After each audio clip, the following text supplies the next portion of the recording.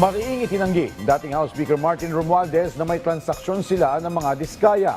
Ito'y matapos na ibulgar ni Senate President Pro Tempore Panfilo Lacson na ginamit umanong front ni Romualdez sa mga diskaya sa pagbili ng mga property sa isang kilalang subdivision sa Makati City.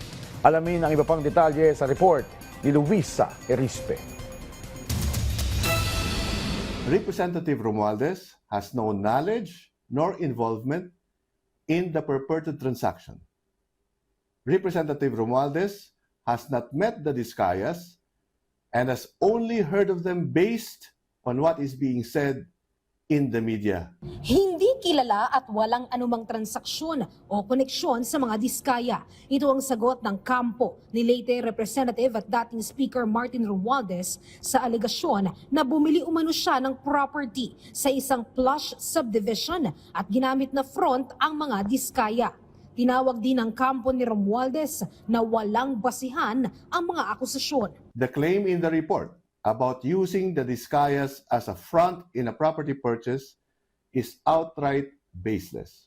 Giit pa nila sa sinumpaang salaysay ni Curly Discaya noong September 2025 sa pagdinig sa Kamara, sinabi niya mismo wala siyang direktang transaksyon o koneksyon kay Romualdez. Mr. Curly Discaya categorically declared, I quote, "Gusto ko lang po linawin na wala po akong direktang transaksyon.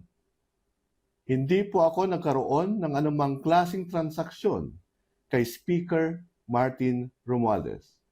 End of quote. Matatandaan na si Senate President Pro Tempore at Blue Ribbon Committee Chairman Panfilo Lacson mismo ang nagbulgar na may nakuha siyang impormasyon na ginamit ni Romualdez ang mga diskaya para makabili ng bahay. Pero wala pa siyang matibay na ebidensya na magpapatotoo rito. Nung mapanood ng mga maid, sinadiskaya rito, "Ma'am, yan yung bumili ng bahay mo ah."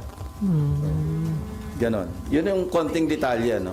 But these are, of course, hindi galing sa, so to speak, yung horse's mouth. Kaya gusto natin, maimbitan mismo yung former owner na siya na mismo magsabi na ang kausap niya, mga diskaya. But hindi lang isang source ito, maraming sources ito. I've spoken to at least 3 sources na pare-pareho yung sinasabi. Kung sakali man anyang totoo, ito na ang magpapatunay na may direktang koneksyon si Romualdez sa mga diskaya. At the very least, yung direct connection or link niya with the Discayas. Kasi hindi lang ganun, hindi naman siguro nag-ahente si Discaya. No? Kung siya yung front, siya yung lumalabas na bumili, ganun na lang kalaki ang tiwala, kung totoo ha, ni former speaker, kay Discaya. So hindi ganun kababaw yung kanilang yung kanilang samahan. Sa pagdinig ng Blue Ribbon Committee sa Lunes, posibleng dumalo ang dating may-ari ng bahay kung papayag itong tumestigo. Samantala, bukas din naman anya ang komite para kay Senator Amy Marcos kung may ilalatag itong ebidensya laban din kay dating Speaker Martin Romualdez.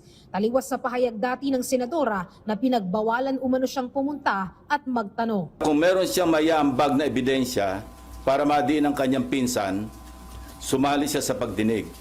Walang pipigil sa kanya at walang magbabawal sa sasabihin niya o gagawin niya. Pero sumagot naman muli ang senadora na balato na umano niya sa komite ang oras niya. Luisa Erispe para sa Pambansang TV sa Bagong Pilipinas.